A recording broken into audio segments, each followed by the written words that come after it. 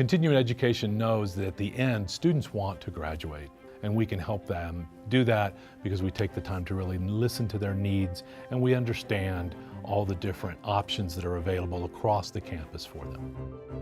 We don't take a cookie cutter approach. We realize each student comes with their own story. So whether it's a part-time student looking to complete a degree program or someone just looking for online courses, we're there to connect them to the resources of the university.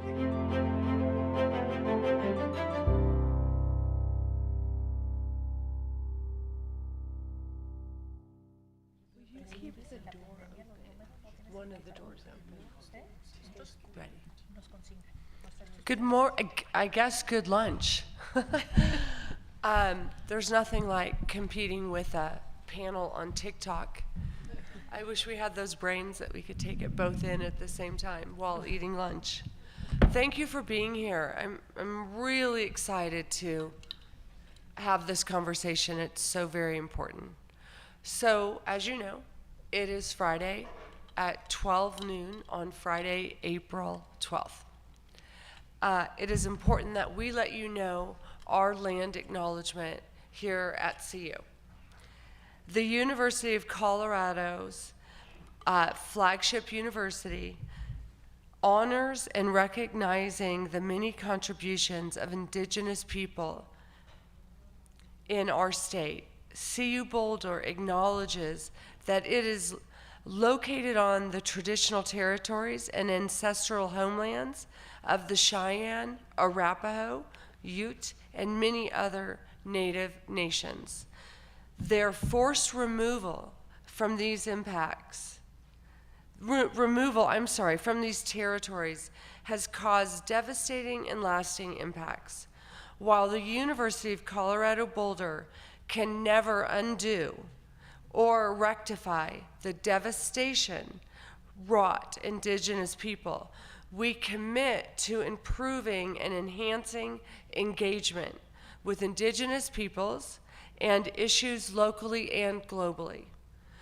We recognize, and how we do this is, we're recognizing and amplifying the voices of Indigenous CU Boulder students, staff, faculty, and their work, and educating, conducting research, supporting student success, and integrating Indigenous knowledge, consulting, engaging, and working collaboratively with the tribal nations to enhance our ability to provide access and culturally sensitive support, and then recruit, retain, and graduate Native American students in a climate that is inclusive and respectful. So I say this to that. Today we're speaking on Fashion Forward, the global fashion industry's future, and how will the business of fashion change in the face of ethical and sustainable concerns. So with us today, we have, and I'm going to start down here, Asher J. Asher J, National Geographic explorer turned tech entrepreneur, is the founder of Henocene. Nailed it. Say it? You nailed it. I did. Yay.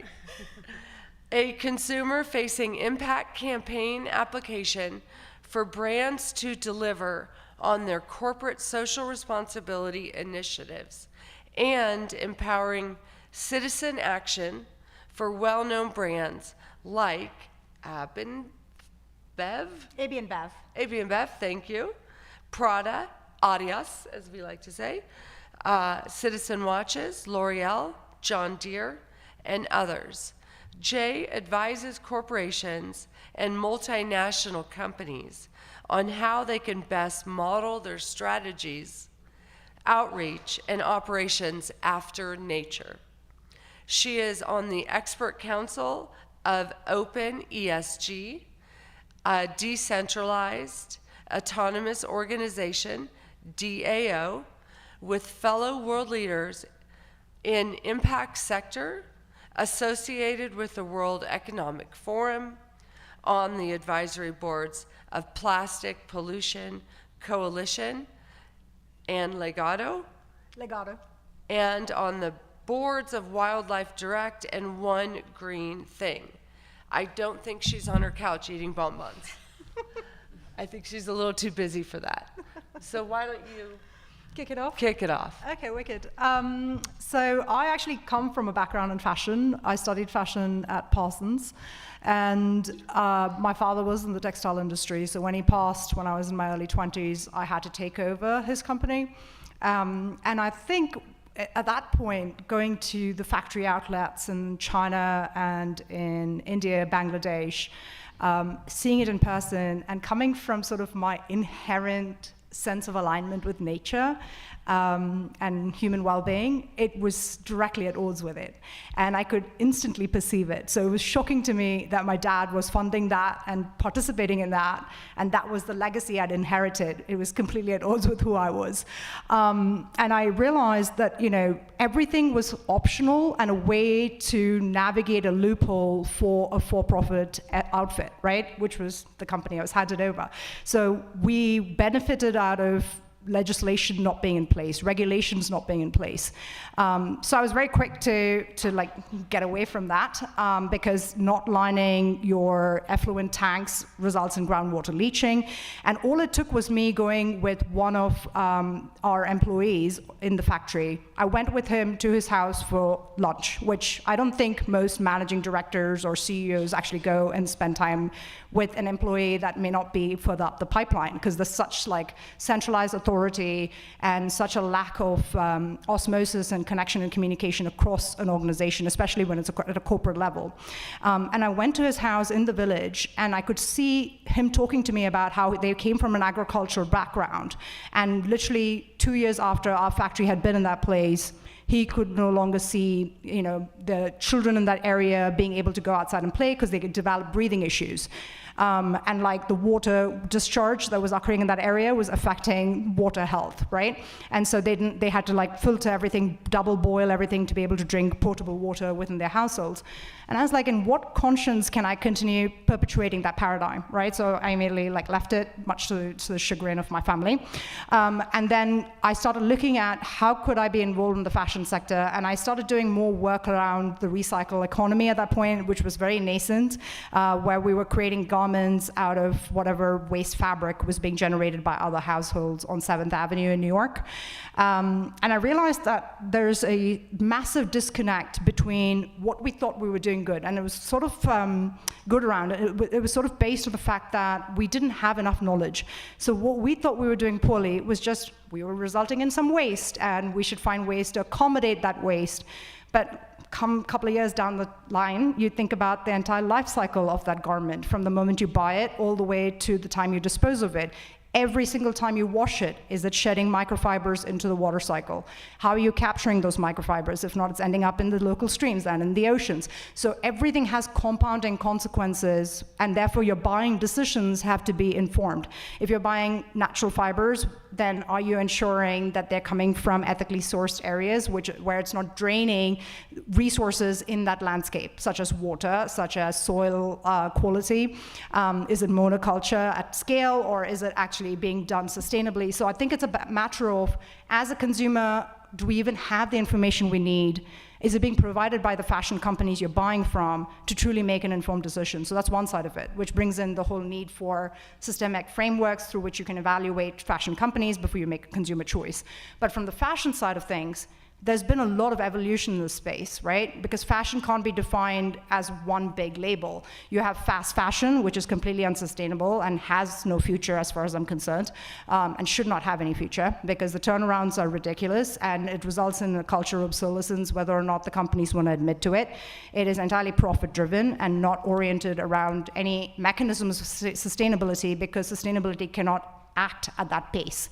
So we should be honest about admitting to that. In terms of luxury fashion, again, the only reason they have the status that they've achieved, yes, there is definitely the allure of design. I come from a design background. I value beautifully designed things. I can see where there is a seduction around it.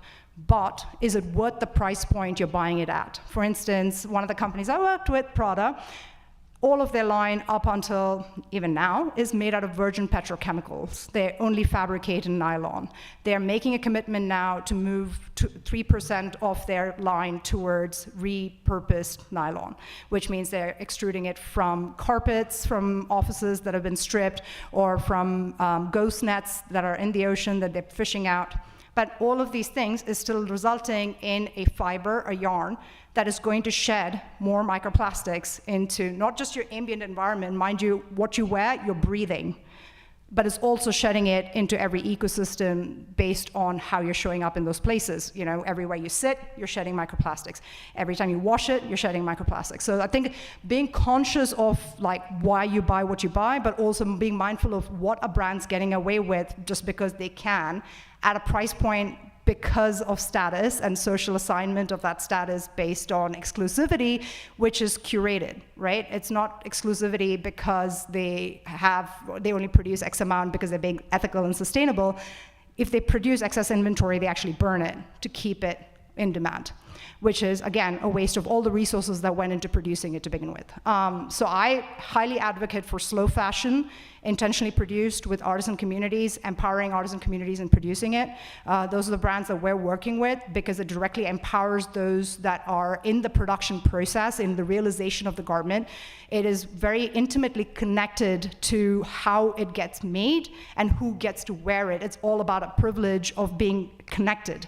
And that is often eclipsed because you can't discern the sourcing, you can't discern the supply chain of fast fashion. And I would say rise above the myth of recycled, reclaimed garments, because not all recycling, not all reusing of garments is healthy either. Because I know a lot of fashion brands claim that they're sustainable and they are reusing fabrics and fibers that have been discarded, including H&M's eco-conscious line, which is rubbish, because it actually sheds more microplastics into like the world than if it were just allowed to be one and done, right? So we're exacerbating the problem, making it happen at a nanoscale that is harder to intercept than if we had not refabricated a fiber that was already denuded and denuding into a fashion garment that we continue to wear.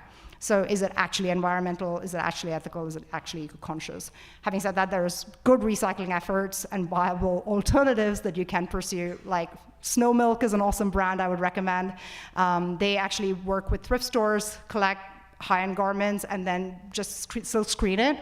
But again, life cycle of the garment, what prints are they using, what dyes are they using? So just thinking through it as a consumer, as a brand, before you produce is critical to being sustainable. And with that, we have quite a few questions, like how do we navigate this? So we'll get to that, like how do you know you're making good choices? So now I want to introduce Lucy Lawrence. And Lucy is an entrepreneur, investor, and champion of digital evolutions.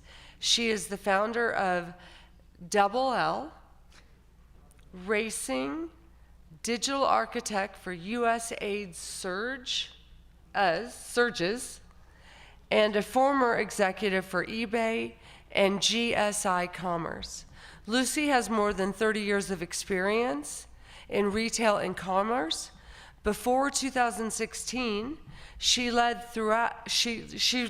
thought leadership and innovation for eBay, bringing global retailers and development teams across eBay to design new commerce playbooks. She joined eBay as a part of an acquisition of GSI Commerce, and then the leader enterprise e-commerce operations with clients including Toys R Us, Ralph Lauren, and all sports leagues, NFL, NHL, NBL, and NBA.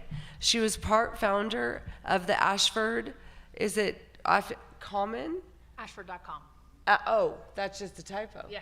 Interesting, okay. Can I jump in?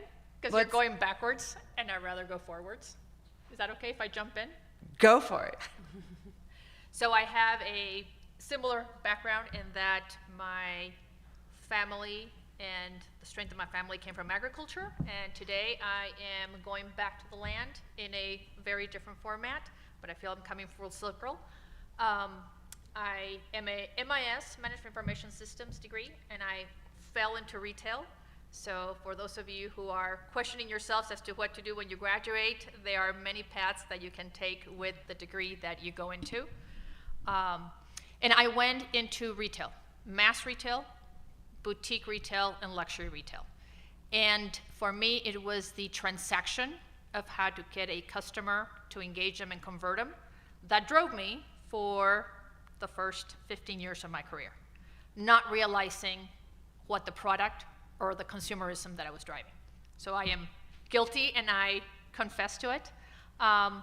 In that process, I was invited by some MBA colleagues to start Ashford.com, at the time, the first luxury e-tailer in the US. We were called e-tailers before e-commerce was a word, and had the opportunity to take the company public, also get ourselves delisted when the bubble burst in technology.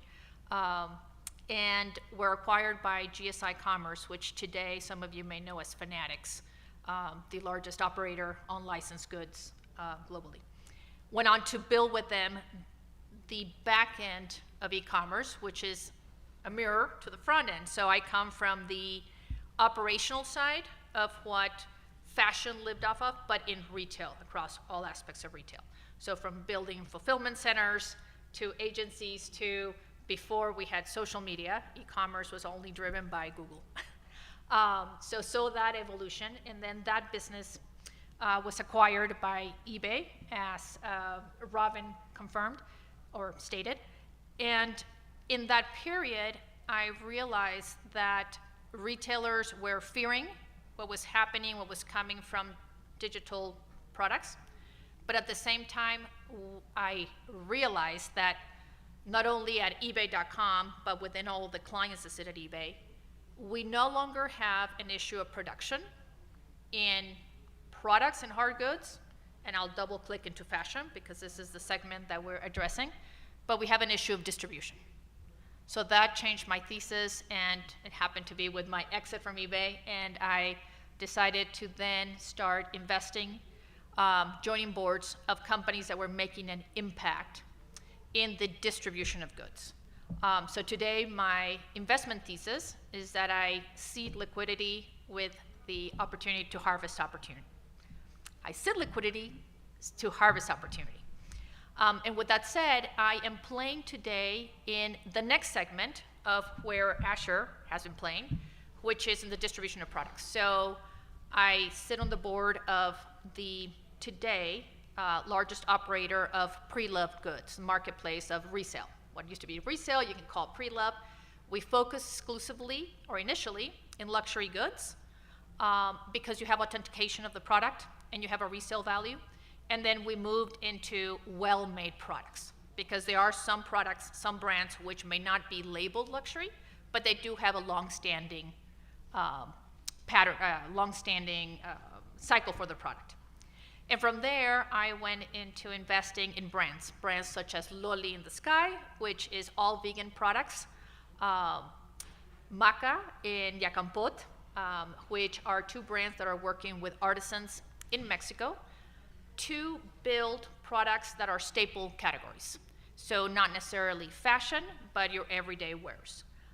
So I'm coming back for a circle into that. I went from, I got into circularity, into pre-loved, going into the consciousness, but in all phases, I'm trying to create opportunity on the redistribution of the product. So I'm not particularly looking at brand new product.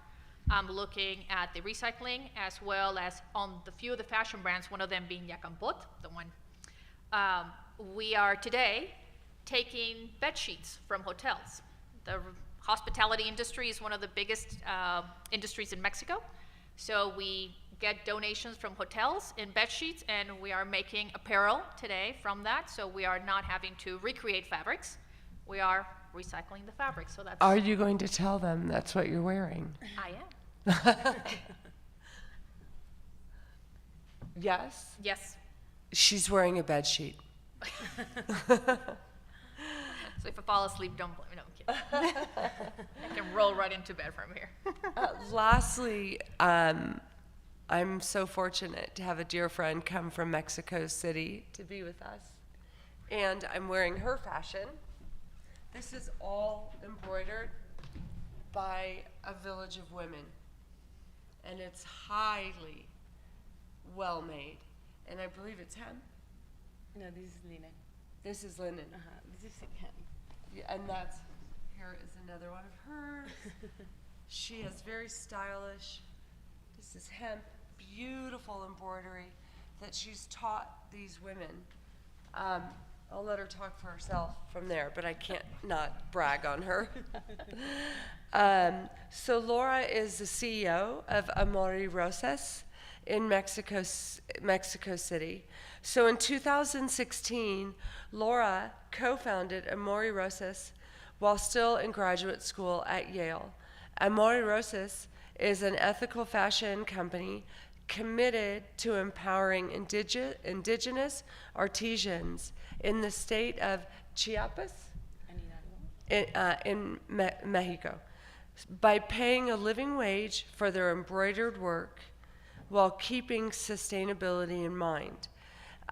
Laura runs the company from Mexico City, where she manufactures and commercializes at 2 of the brand's locations in concept stores in North America. Laura holds a bachelor's degree in marketing from Monterrey Institute de Tec. It's Tec de Monterrey. Tec de Monterrey. An MBA from ISADE.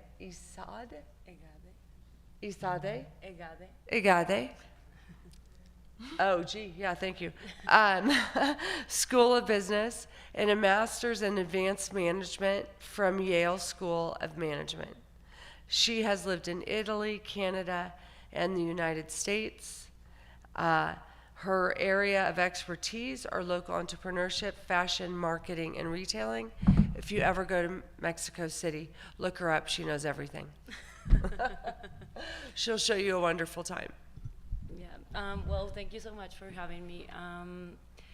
Well, I think in my case, I started marketing and I worked for 4 years doing that, and I didn't like it. I was okay. This whole idea of just working at a company, it's all about just making money for someone. So I had a hard time finding motivation, waking up and going to work. Also, the decisions and just like implementing or following orders sometimes would conflicted with my values. So I was like, I think I need to do something else. I tried this, but this is not my call. So I decided to go back to school. I heard about social entrepreneurship, and I was like, okay, this sounds like something I may be interested in. So then I was like studying a lot of business models and trying to get inspiration on what should I be doing with my time, with my skills, and then I had to set up a goal. So the goal I said back then is like, it has to be something easy. So then I decided that if I could, with my time, make the life of one person better, then my life would have a sense. And that's how it all started. I wanted to work with a group, but I didn't know what to do. I was determined to do something good, but I had no idea. And then you had all of this decision process and you're analyzing, and I was like, okay, females, what can I do? And then it's so cliche. So I just ended up founding an ethical fashion brand that empowers women that already hold the skill sets of hand embroidery, which is something cultural. And the way I contribute is that I use design to add value. If you go to Mexico City or Mexico and you find a market, you'll see that each single stand repeats itself. So then if you are a smart customer, you're going to start bargaining and try to get the best price. And that's how the artisans end up with no money, because they just they want to sell. They are so desperate. They have no differentiators, so they just sell whatever at a very low price. And that's the situation, and that's a place where we are stuck with crank traps all over the world. So the whole idea with the brand is that if you incorporate design and you create things that are unique and modern, then you can just make a product that's way more value. and you charge the right price for it, and you redistribute the income throughout the supply chain. So that's what I have been doing for the past 7 years. It all sounded so beautiful at the beginning, but it's so challenging.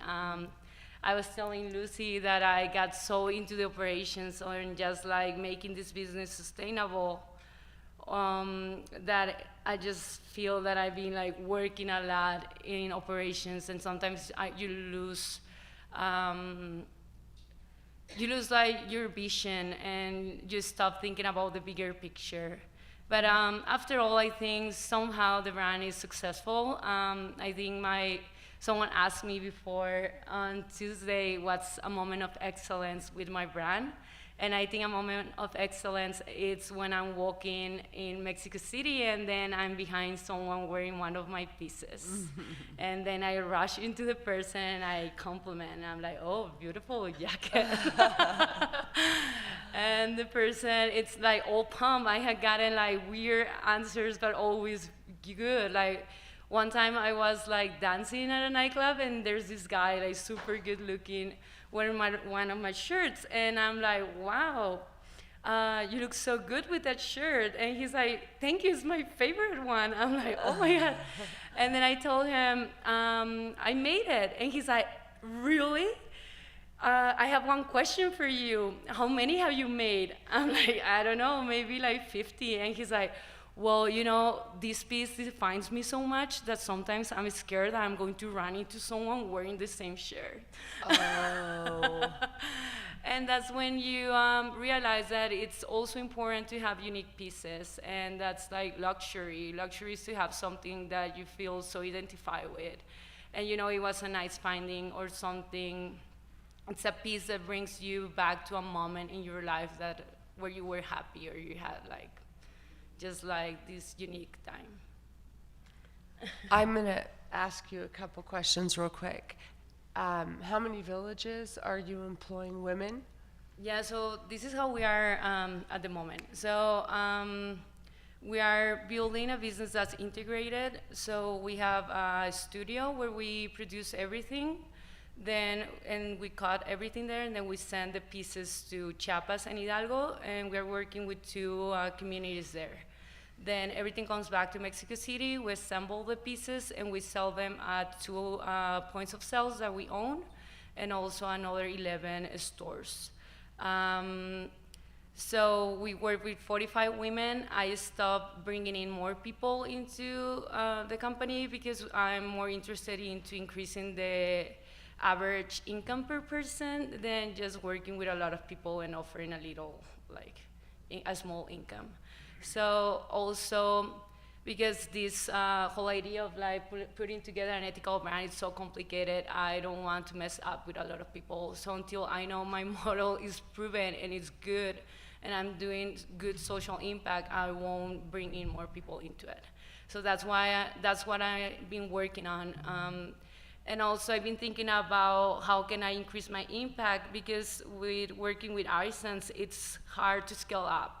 So that's one of the problems. So if I'm capable of pulling up a model and a method that's proven, and I can share that with other entrepreneurs that want to start their brands, then I think that can be a broader impact for me.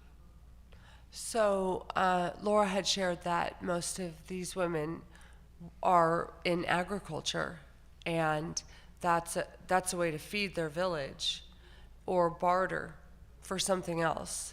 But to teach them a trade is very important. And you also are now working, because I saw your interview, on financial literacy. You call it in Mexico financial equity? Yeah, like Inclusion? Financial inclusion, that's correct. And then also building their leadership skills. Yeah, so it's just interesting to go to the communities and understand how they are organized and their dynamics, and to not mess with that. Like, you want to help, but also so what we offer is an additional income, because they also have land, so, and they are also mothers, and during a day they do different tasks. So one of the things we do is that they work doing hand embroidery for the hours they are available, and that way we don't mess or like, yeah, we don't change their day-to-day activities. And things that have been happening that are interesting is that in rainy season, males also are doing hand embroidery. Yeah, and then during the pandemic, as I said, it's additional income. Well, the world shut down, but then we started making face masks, and our additional income became the only income.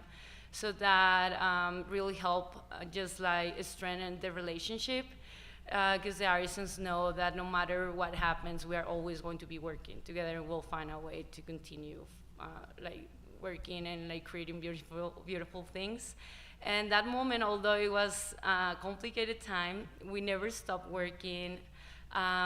It helped the brand a lot because we went from having like 1 or 2 online orders to 300 orders a month, and we were selling a lot of face masks. So it's just like, for me, it was just like a very beautiful message or experience about how even in the worst situation, you can find a way to have some positivity.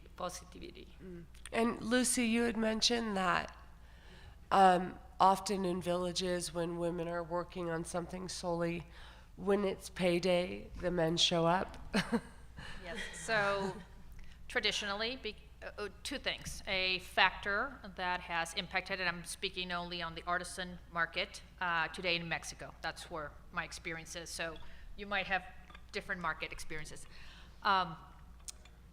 Yes, most of the males have come and emigrated to other markets and are sending money home. So the women are managing their lands and on a part-time basis, or in some cases, depending on the generations, they are doing the artisan work.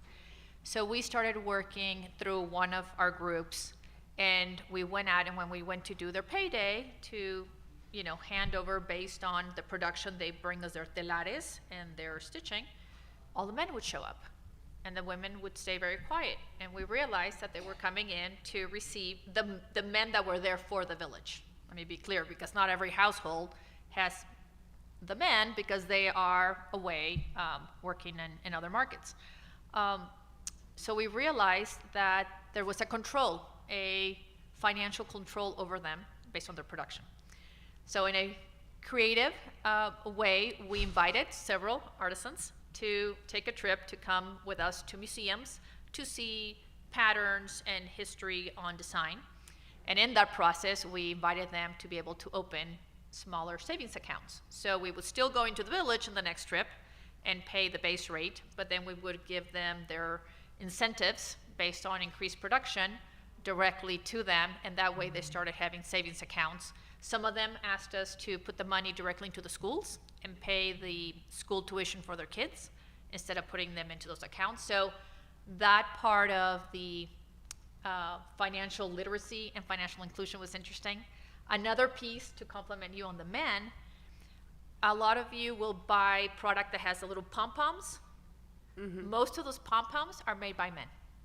And it's discarded product that it's left over from the threads, and while the men see the women earning a living from the artisan work, and they may not have the stitching qualities or the stitching training, they figured out to make the pom-poms. Nice. So most of the pom-poms you see or they're attached is the male artisans helping out the family and trying to be all part of this creative phase. So I'm going to Devin, could I add to what you were saying? Yes. So when we were talking about women being empowered, there's a brand that we're working with right now that we're going to launch a campaign for. So essentially in certain markets like India, Colombia, we have women who are acid burn victims. It's a byproduct of domestic violence where somebody actually disfigures the woman in the household and takes away her very sense of self, right? By throwing acid on her. And so they have incredibly awful, long-lasting burns to heal from, which requires expensive surgeries and a series of surgeries. Like one woman had to undergo 50 surgeries and she's still nowhere close to being healed. And that requires extensive skin banking and skin cell being grown, tissue being grown. And so this particular brand that I encountered in Milan, they were showing at Fashion Week, and of all the brands, I was like, this is brilliant. So they're showing the collection, and they've won the social award for the last 4 years.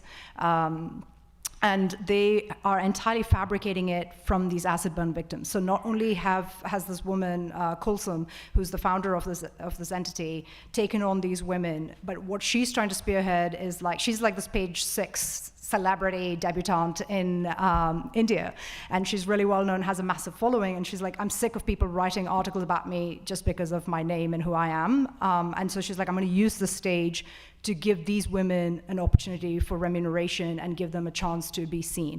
And it's amazing how much space she holds for them. So she basically has enabled this brand called Aura Lumiere.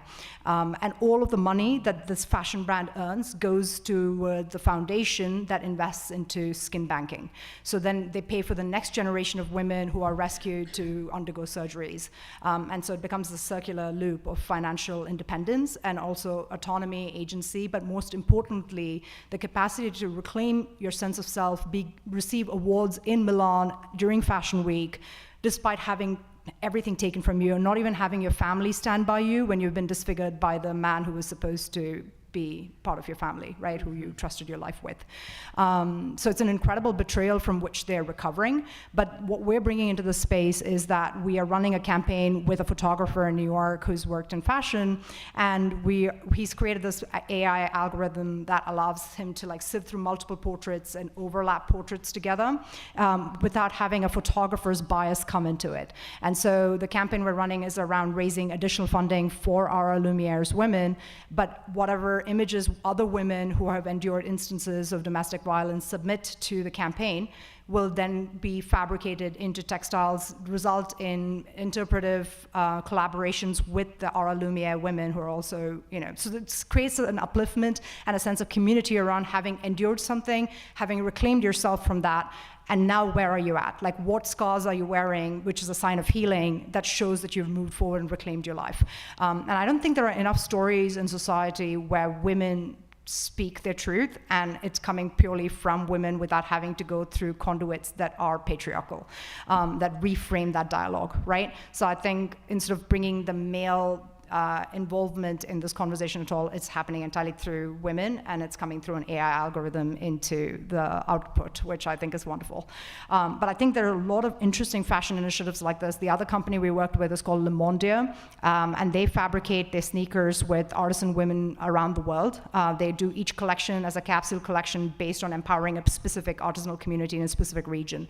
So they'll have the Thai collection, the Guatemala collection, but they're empowering indigenous textiles, and they're producing these sneakers in extremely small batches.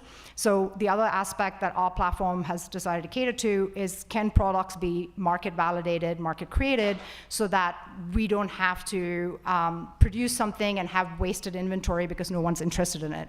Rather, let's solicit that feedback early on in the production process so that you can inform where it is you're even acquiring your raw materials from and who it is you're producing it with. So right now we're running a feedback poll, so you can go on hennessy.com and you can actually vote on sneakers and see which sneakers you'd like produced. And it was entirely created, the designs on each of those sneakers was created by emerging artists from around the world. So it also empowers new talent to be seen. So the whole thing of being inclusive is such an important part, and it's not inclusive or circular in just supply chain, just sourcing, but looking at financial circularity.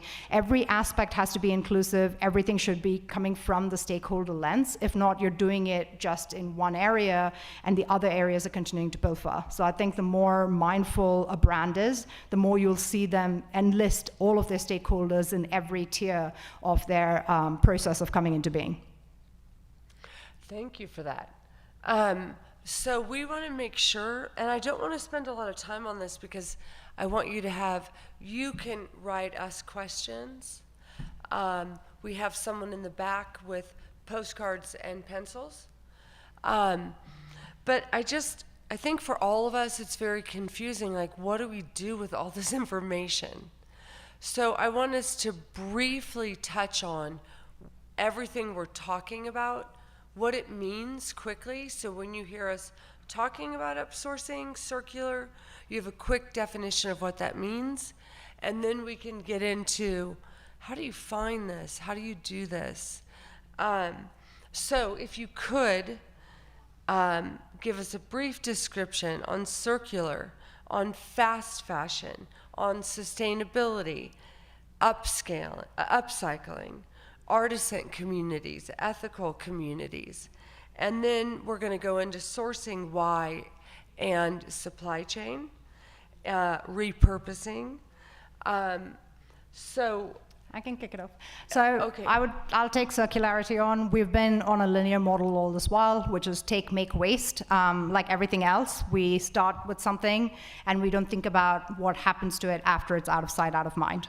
And that can start from the vendors who are creating the gray goods. They don't care about what happens to their cotton or their wool or their nylon or whatever it is that they produce as a fiber that then enters the market and goes further down the stream, right? And the further up the pipeline it goes, the more disconnected the source vendor is from the end product, the more divorced the supply chain is from the end product. So then it's like, by the time it has been fabricated, like once the yarn has been spun, once it's been dyed, once it's been like given the twist it requires in order to have the sheen that it has, every one of these things can take you further away from where it originally came from. And we want to reduce that gap, or at least have systematic evaluation of that entire process, so everyone who's coming into that pipeline knows when they're stepping in, when they're stepping off, and what happens to that item next. So that when we go back and say, something is wrong with this product, or this has to change, we know exactly where we need to go back in that pipeline to fix that solution set from a source level perspective. I think right now there's no real systematic documentation in especially larger corporations, but it's coming to be the norm, with blockchain being the possibility that they can adopt, right? So almost all supply chains are now on blockchains because they want to have a database that can streamline where things are coming from and how they move, how they're changing hands as they come into final fabrication phase with the end brand. And then in terms of the circular economy, the way you enter circularity and out of this linear model is that you don't produce waste. So everything that you start with already accommodates and accounts for what is likely to be the byproduct at every stage, and how can that be assimilated into making an alternative good. Or you're aligning partnerships that will utilize that which is a byproduct into their sourcing, right? So then it becomes part of their sourcing supply chain. And I think some companies do it effectively, but again, we have to be mindful, because the more you mix gray goods together that are from different fiber sources, the harder it becomes to separate them at a later point and repurpose them, and the more likely it becomes for them to shed or behave in ways that are continuing to be toxic to both human health, but also to like any of the environments and ecosystems and landfills they enter. And I will say, like, I don't know if you guys know the toxicology reports around like what we wear and the environments we live in, like upholstery, fabrications of like all the furniture in your household, curtains. Every time you come into textiles that are synthetically produced, especially for household, most of which in the American market has to be treated with flame retardant, you're coming into contact with an excessive amount of flame retardant. So the average human being that's giving birth to a child these days, the child is born with 250,000 chemicals in its bloodstream, right, at minimum. So like, if you really work with, I welcome you to look up Shaw Institute, Merry Research. They work prolifically with just looking at toxicology reports across the board based on how we've treated the environment and how we've come up with commodities that continue to poison our own bloodstream. So are we making wise decisions for our own well-being over protracted periods of time, or are we going to continue to be surprised by the fact that we're ailing from diseases that we're completely self-perpetrating? Yeah, right? Lucy, I'm curious to ask you something So about this. I'm at the baby steps of that. Yeah, because let me resale. ask you this too. I think you are most qualified to answer this. So when I worked in healthy living publications, that was the time that we were coming up with the organic label that you would see on the fruit you bought, the food you bought. Do we have something coming down the pike that's going to help us have some type of label or some story, because how do we navigate this? There are efforts in the market today, and you'll see them from where the company is certified as a B Corp, or where you have trying to think in English what the word is. Negocio justo. Just fair trade. Thank you. Fair trade, okay. Specifically on the product, there are, I'm going to say, conversations and tracks being laid as it relates to the production and the traceability of a product, as you were saying, with blockchain. We're not there yet, I'll be honest. And it's going to take a significant investment from the people who are manufacturing, and it's going to take a significant change of consumption and usage from us as consumers. Because are we looking for it? Are we not looking for it? You know, and while there is good strides being made under ESG, environmental, social, and governance, there is also a lot of noise, which I talked about the other day. You touched on greenwashing, which some companies will tell you, yes, this is this. But really today, we don't have the tools at a international level, because most product is moving across borders. So, you know, I think the first efforts are going to be made by creators like Laura and her team, or some of the artists, or some of the groups that I work with, or some of the teams that you're working with, where it's going to come from the smaller ones, where you will be able to see that. But in the larger market, in the mass-produced products today, I think efforts are going to be made. I think the next generations are going to ask for it. I don't think there's enough investment or development being made in that. I will tie that into what you were touching on circularity, the effort where I was talking about resale and pre-loved. That's the baby step into understanding where the product, the product's already made, and as she was saying, when you are recycling or upcycling the product into being fabricated again into another good, well, the baby step is, we already have this product, what can you do with it? Talking specifically in fashion, the pandemic helped certify that fashion became an asset class.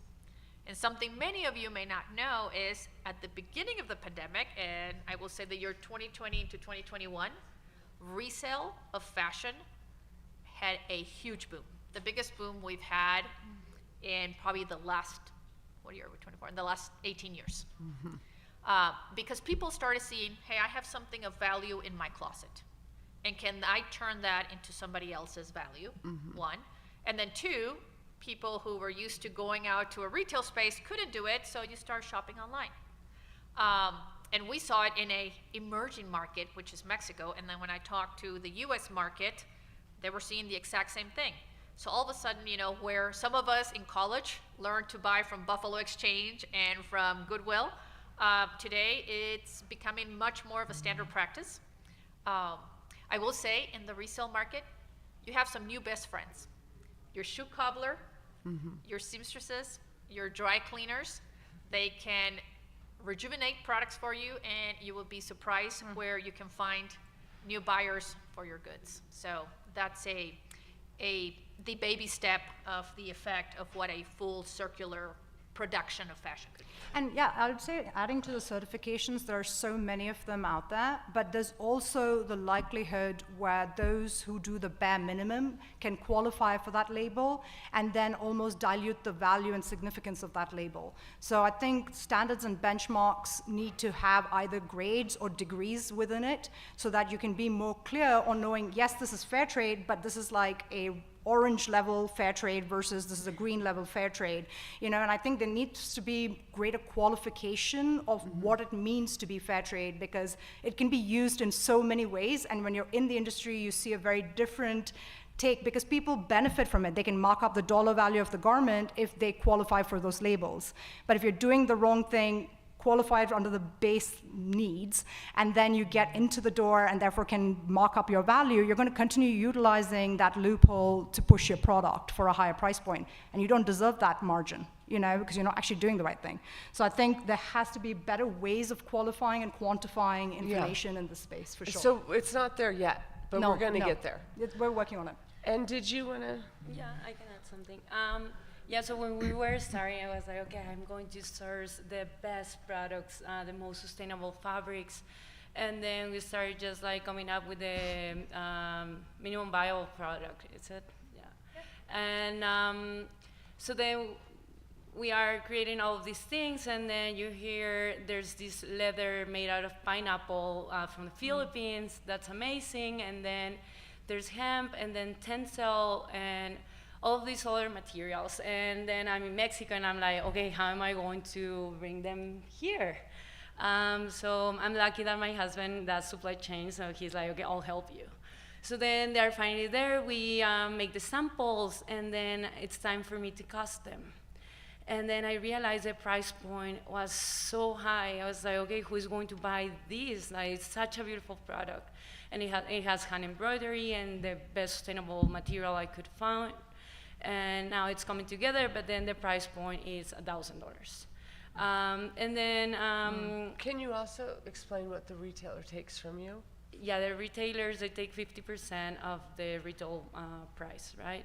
So then that also increases the price a lot. That's why new brands now, they own their stores. So then I was, okay, maybe I need to start by just like using a lot of hand embroidery, because I think it's more important for my brand to do social impact than environmental impact at the moment, because the options aren't there yet. So I hope at some point they are going to be more accessible. It's also all the certifications, it's also business. So it's just a stamp you put on things, and when you really understand what's the stamp for, you are like, okay, well, this is questionable. So it's just like a lot of questions, a lot of variables, and still you want to create the business, do good, and move forward. So there are a few things along the way you have to sacrifice. So then instead, I was, okay, then I think I'm going to concentrate the things I can control, and that's how I manufacture my goods. And that's how I ended up with a studio that takes all of my time and effort, but I think I finally learned that business. So what we do is that what's one of the biggest problems of the fashion industry, that you try to forecast what's going to be the demand a year ahead or maybe 2 years before. So the person trying to do this forecast just maximizes. And then the quantities that aren't sold, you just discount them, and you have all these channels that are for the unsold goods, and the companies, they try to recover their cost. So I was like, okay, maybe what I can do is, if I own the studio and I control my manufacturer, then I don't have MOQs, and I just can produce whatever I have, and I'm flexible with that. So what I've been doing is that when I design a new piece, because it's fashion and you cannot sell the same piece forever, you need to be innovative also. So that's another complexity to the business. We design collections, and now we have like a good baseline of the styles that are successful, and we add new ones that we're testing out, and we only made 20 pieces of them. If the style sells super fast, then I need to hurry up and make more soon.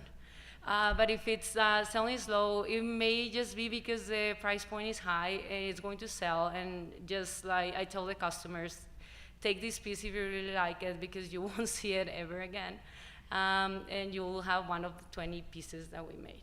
So you just play with all of those variables, but if you have a very strict business education, you'll see that all of those complexities and decisions aren't like good for a business, because then you need to come up with a business model that's like easy and simple to execute, so you can maximize your profits. We have a few questions from the audience, and I believe some of them. Robin, can I interrupt for a second? Yeah. My student ambassador is here in the room, And I happen to have his laptop by me, and I think he has to go to class. Do you need to get it? No? Okay. He was running around helping me and his other guest, and I could see him, and I was worried he needed it. I think we've answered some of these. Is it possible to move to a time when our clothes are made and sold locally with local materials?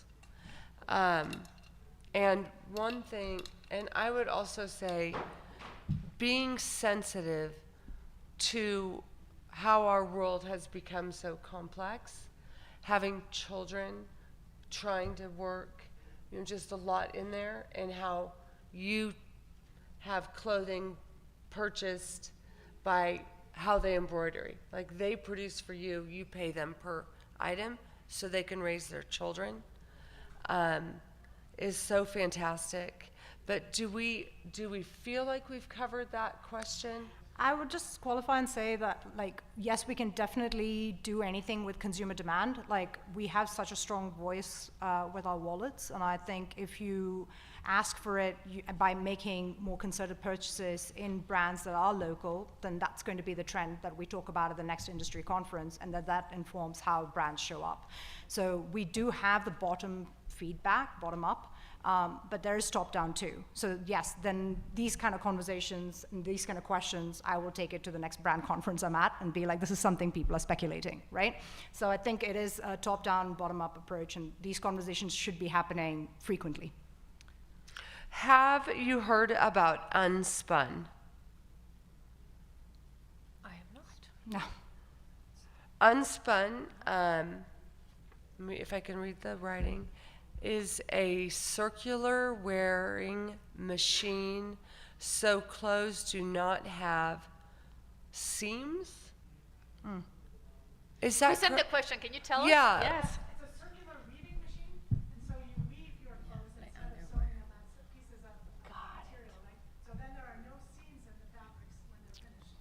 And so if you didn't sell a piece, for example, you can unspin it again, and you can just retrieve your And yarn. create a new Ah. piece. And so it's a way of addressing some of these questions. Oh, that's so interesting you brought that up, because there is a designer who did a fashion show just recently. I forget his name, but I'll put it up on my Instagram later today. And he did a fashion statement that was of people wearing woven clothes but having circular knits on top of that. And the garment was undone by the time he got to the front of the runway. Yeah, that was brilliantly done. But there's ways in so which cool. people are waking up to the industry and within the industry and asking the same questions. So I do love that that's becoming the forefront of critical thinking at present. And also regarding the previous question, there's a movement in California, in San Francisco area, that's called Fiber Shed. So it's a group of people that are like working together, and like one of them are like bringing back the crops that were original, and then some of them are doing the dyeing, and some of them the weaving, and the final is like piecing together the garment. And it sounds like an amazing movement, because they also want to make them compostable. So it's local. It's local. Yeah, so that answers that And question. let me add one piece to the prior one. That's fantastic on Unspun. Thank you, because I will research it. Yeah, Yeah. circular knitting. Exactly. Yeah. To the prior question that someone had about local and being locally produced, yes. So I think we can definitely make that a major movement. I think as we are all coming out of this hibernation that we were into, and we're coming back out to understand our communities, and we want to invest and rebuild our communities, we can do that. But also the effect of social media, which I have a love-hate relationship with. You can create something, and today it is quite simple, versus what it was 10 years ago, for you to publish images of the pieces you create, the pieces you design, and you can ship internationally. Because now the platforms are also giving you that infrastructure to reach a global buyer. So you can innovate and create locally, but still have an international audience. So I do think that that is an even greater opportunity for those that are looking to can I create locally? Of course you can, and now you actually have eyeballs all over the world. So. And I would say, like, in terms, since we're focused on the future of fashion, the one thing that we should be thinking about is when we see movies about the future, about fashion, what are people wearing, right? We're pretty much in, like, same thing. Everyone's wearing the same thing. So this notion of individuality being a priority in a time when resources that are global commodities are becoming scarce is never highlighted. When it's dystopian future, everybody is pretty much in uniform, right? You're a number, you become one of many. And because that collective is what is needed, because we're together addressing a bigger problem of resource scarcity. And so I think we have to also understand how we are coming upon fashion and why we opt into it within our own lives, but also why do companies put it out there? You know, how far are you exercising your individuality and need to distinguish yourself, and how far is that tethered to the footprint of the garment you're wearing? For instance, certain colors will not be viable at all. They're only viable if you opt for synthetic dyes. So you might have a slightly more boring, earthy closet, and would you be okay with that? Would certain prints, certain patterns be something that we're willing to forego? And so how much are we willing to give up of what we feel will emulate our best selves through what we wear in wanting to establish who we are? And that itself would have to become a point of questioning for brands. And that means the competitive moats reduce because more brands will start looking alike because we're all trying to create something that is sustainable, truly. And we do have something on that. We have 10 minutes. I have a few questions. What about people that fake sustainability? That was a question. You touched on that with greenwashing. What do you do about that? Yeah. I think, And they're I mean, with stealing Shein, also for your instance, artwork. we held them accountable. Like, I think there's public outrage against Shein, right? So that's a fast fashion company out of China, and they were trying to get away with sustainability claims that were completely categorically untrue. H&M eco-conscious line was called out. The beauty of the times we live in is that there are a lot of third-party independent audit mechanisms in place, and there are a lot of agencies willing to call people out, and they are thorough in their investigations and post their reports up publicly. And it is taken into consideration by brands at brand conferences. It is unfortunate that, like, the brand industry conferences are not publicly visible to consumers because you don't understand that, like, yes, corporations are taking your concerns into consideration before going into the next cycle of manufacturing. The other side of it, I'd say, is also in terms of what informs like a brand from existing or not existing is literally whether you buy into it. And if we say, no, we're not giving you the money, then there's no way it exists. So the cancel culture threat is something brands respond to immediately because it affects their bottom line literally overnight, which we've seen happen repeatedly across the board. Like, they lose market value, share value, the instant they lose consumer trust. Like, literally share value depreciates by 14% when consumers lose faith in a brand, which is a huge hit to a brand. So And speak then out. also, I mean, I think you're right. Like, our message is to be strong consumers with our voice. We saw that happen with Nike and their materials. We saw that with Benetton, with Gap. And so us mobilizing seems to be very important to this process. Yeah. There's a student question, and we would have to end on it unless there's something that you all really think is important to say. This is a tough one because it could take some time. It's just how are you able to go from marketing to fashion? How did you gain that knowledge? How could you take that path that you took? What advice, if any, do you have for a student who wants to do this? Yeah, well, as Lucy said, there are many things you can do with a degree.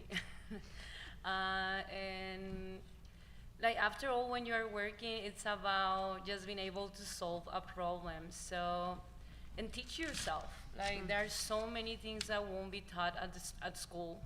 And when you're trying to work, you'll see that you probably don't know how to do it. And just surrounding yourself by the right people and being humble enough to say, I don't know, how can I do it? And then find experts and tell them what you're trying to do. You always find people that are willing to help. So the way I did it is that I knew what I wanted to do, and I hired 3 people to start the company, and they were experts in making clothes, and I was expert in selling things. So that's how it all started. I would say also, like, if you have genuine passion for something, it's very hard not to back it up with conviction, because that's all that consumes you all day long. And there is no other you. There's only you, right? One of you.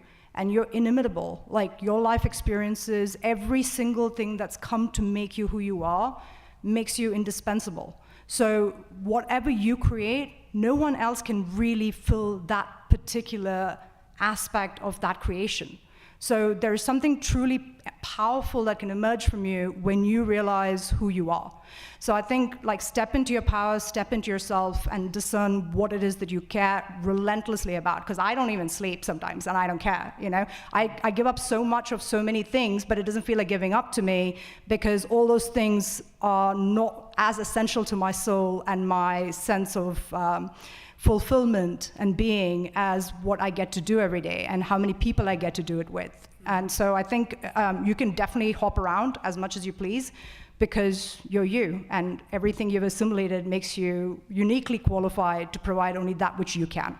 So lean into that. Lucy? We have one. I will say here.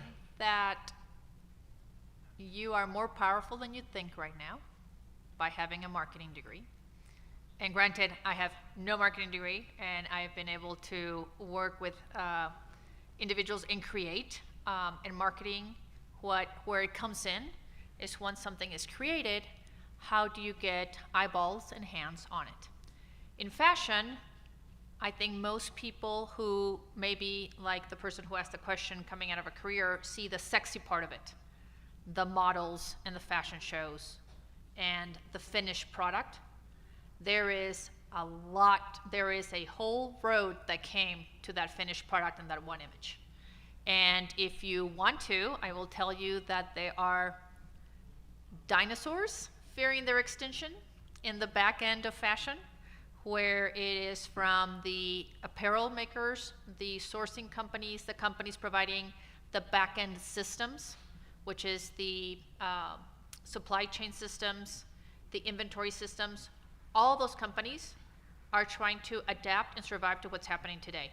So don't look just at the front end and the finished product. Look at the companies that are across the supply chain of fashion, if you're wanting to stay in fashion. And then the other thing is, look at artisan creative products like Laura's and like some of the ones that we have in the different markets. And come talk to us. We have small productions, and we are trying to maximize those productions, and we will probably, if you are somebody who has an entrepreneurial spirit in the marketing area, we will more than likely say, hey, here, run with it and see what you can create. And on the other side, you might want to go to a large company or a seasoned company where you can learn the structure. So it depends on what mindset you're trying to do, but don't just focus on the front end and just on the images and the Instagram and the transaction. Look at everything that came to it. We need to better storytell, and today marketing has the great power to help with that in all aspects of the transaction. That's correct. I'm going to have you all each do a thumb up or a thumb down to something. I think I'm a better consumer after this, and I'm going to expose myself and see if I have to reevaluate this. So I do not buy clothes. They waste water. When I see that they're giving everyone living wage, that will help me. So I rent my clothes through Rent the Runway. As simple as my jeans.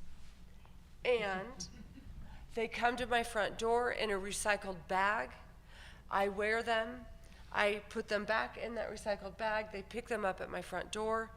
I spend $200 for 8 pieces a month. I can hold on to them longer. My value in clothes is $52,000 for the last year and a half. I feel really good about this, but then when I hear that the clothing that I'm wearing may have carcinogens or something that isn't good, all of a sudden I'm like, God, I thought I was doing such a good job. So we don't have time to talk. We're at timing, but give me a thumbs up or a thumbs down. I don't think it's that simple. So it's like, I would say Neutral. Neutral. I would say just choose well, you know? Okay, choose of well those brands. within rental, yeah. Yes. I'd give you a thumbs up. You're trying. You're not. My thing right now is not producing anymore, and it's all about distribution. You're driving the distribution. We're distributing the product. So Okay. And urge It's a Rent the good- Runway it's a to very use good renewable step. technology, like to have renewable vehicles. Yeah, and you're right. I can't choose which designers I'm using in that. Yeah. And Laura, anything? thumbs up or down. You're gonna neutral. Well, that's how it is, right? We are in a process, we're learning, but I think the starting point is to question and to have questions, to start thinking, was this a good decision, a bad decision? Am I going to repeat this? And just change our habits, because I do think as a consumers we do have the power to vote with our purchases, so that's how we can really change. Like in Mexico, there's this thing happening right now. It's called Temu, and it's just a Chinese company, and people are It's all over the place. I know, and like people are like, I got this on Temu for $5. I'm like, that thing shouldn't be $5 if it's if it's good. And people are just buying a lot of things that they don't need, and then the thing arrive and it's crap. And what do you do with that? But I would say one thing with the Rent the Runway or any of that, right? I stopped renting because I can't support brands like hers. So if Right. there's something truly emergent that is supporting indigenous community, then it's better to buy 1 or 2 garments a year and really look at who you're supporting and where you're buying from than to even rent. Because yes, it's a far more sustainable way to do things, but you know, it is supporting emerging brands that are already struggling, trying to find foothold within a highly competitive market. And employing people. Yeah. So you Yes. said you spent 52,000. No, the how much? value of the The value, clothes I've worn is $52,000. They Okay. tell you that, and I pay $200 a month. So Okay. I'm spending $2,000, but the value of the clothes over the year is $50,000. So maybe try to cut it down to 1,000 and take those other 1,000 and help seed some of the Oh, artists that's that a work cool idea. and become an investor. Yeah, that's a really great idea. Yeah, well, Thank you all, and I hope you all feel smarter.